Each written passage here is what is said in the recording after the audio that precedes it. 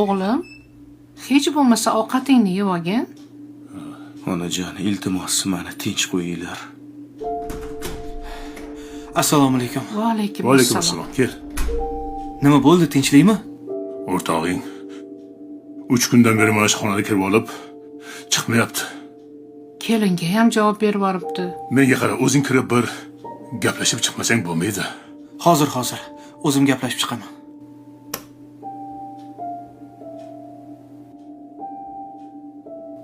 Nima bo'ldi, o'rtoq? Men o'lib bo'ldim.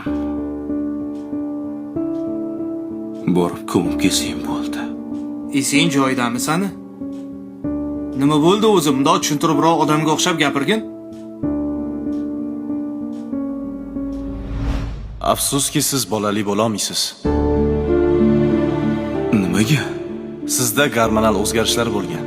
Bolaligingizda. Bolaligimda bo'lgan bo'lsa, hozir davolasa bo'lsa kerak. Davolasa bo'lar edi, agar sizni 12 yoshgacha olib kelishganida. Afsuski bolaligingizda sizga bee'tibor bo'lishgan. O'shaning uchun organizm o'sadigan yoshdan o'tib ketgan. Buni qayta tiklash iloji yo'q. Endi kech. Ayolingga nega javob bervording? Uni aybi nima? Unda ayb yo'q. Bir umr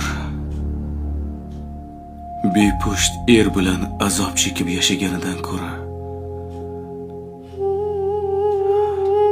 boshqasi bilan baxtli bo'lgani yaxshi.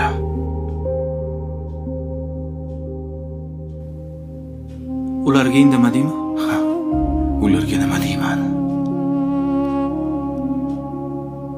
Sizlar sabab o'g'lingiz avlodingizni davom ettira olmaydi deymanmi?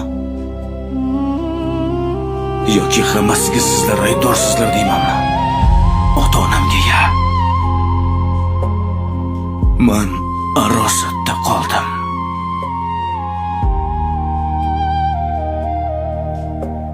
O'rtoq, farzandlaringga e'tiborli bo'l. Endi esa ket.